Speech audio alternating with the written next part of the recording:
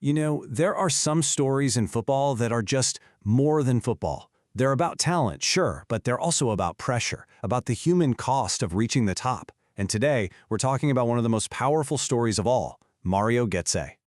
Let's be clear. Mario Götze did the one thing that every single person who has ever kicked a football dreams of.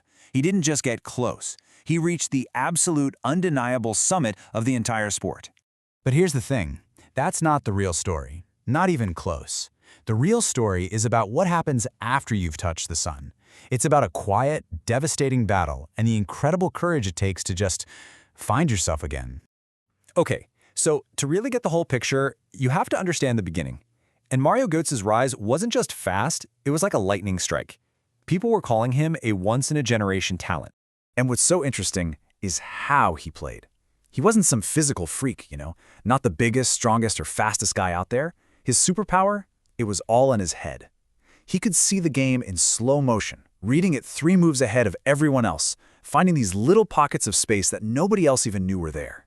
And at Borussia Dortmund, that genius was given room to breathe, and man, did it flourish.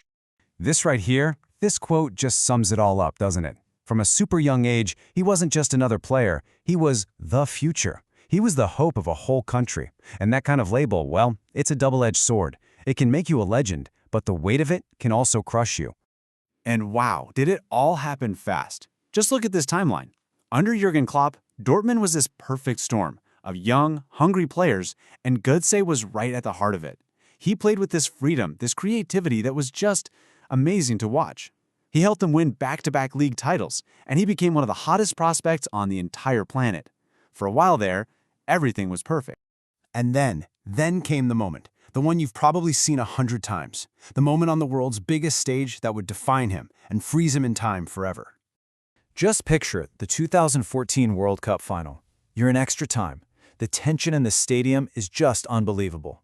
Andre Schürrle makes a run down the wing. He floats in a cross, and Götze, who just glided into the box, takes it down on his chest, and before it even hits the ground, he swivels and volleys it home. It was pure poetry, pure instinct, and just like that, Germany were the champions of the world. And get this, he was only 22 years old. 22! At an age when most guys are still just trying to make a name for themselves, Mario Götze had conquered the entire sport. He was immortal. Or so it seemed. Because that's the thing about reaching the absolute peak, isn't it? There's really only one way to go from there. And for Götze, the journey down was complicated by a choice he'd already made, and a battle nobody could see coming. Yeah, even before that historic goal in Brazil, his world had already shifted. He left that family atmosphere at Dortmund for the absolute winning machine that is Bayern Munich. On paper, it made sense, but in reality, it was a move that changed the entire course of his career. And this comparison really tells you everything you need to know. At Dortmund, he was the guy, the creative genius, playing with this infectious joy. But at Bayern, he was one star in a whole galaxy of them. The expectations were through the roof, the system was more rigid, and that freedom he had, it just started to disappear. He wasn't just struggling with form, he was struggling to figure out who he was supposed to be. And while all of this was happening on the pitch, something else was going on, something deeper. A silent battle happening inside his own body that no one, not even him, really understood at first. After that incredible high of the World Cup, his game started to dip.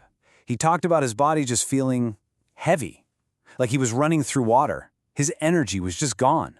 From the outside, everyone thought it was a slump or a lack of confidence. But on the inside, he was fighting this exhausting, invisible war. And then, finally, an answer came.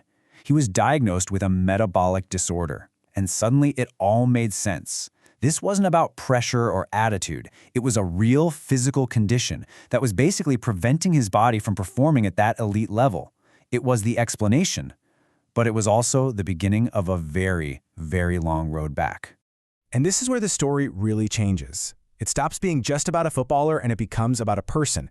This is the story of his real comeback, not just to the game, but to himself.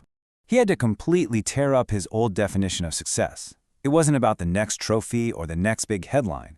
Success became about feeling healthy. It became about finding some peace and quiet. It was about just being able to contribute again, to enjoy the sport that had almost taken everything from him. And I think this quote just hits the nail on the head. Look, scoring that World Cup winner took immense talent and nerve. no doubt about it. But the fight to come back from an illness like that, under the constant microscope of the public eye, well, that takes a different and maybe even a greater kind of courage. So what does Mario Götze's story really represent? Well, it's a cautionary tale for sure, about the incredible pressure we put on young athletes. But it's so much more than that. It's an incredible story about resilience, about what you do when you've already reached the top. Mario Götze's answer? You just find a way to keep going. And that's why his legacy is so fascinating. Yeah, that one goal made him a legend. It's etched in football history forever. But his survival, his fight back, his journey to redefine what success even means, that's what makes him human. In a world obsessed with celebrating the peaks, his story reminds us of the incredible strength it takes to just get through the valley. So it leaves you with a really important question, doesn't it? What is greatness, really? Is it just that one shining moment of triumph? Or is it also found in the quiet, day-to-day struggle to endure long after the cheering has stopped?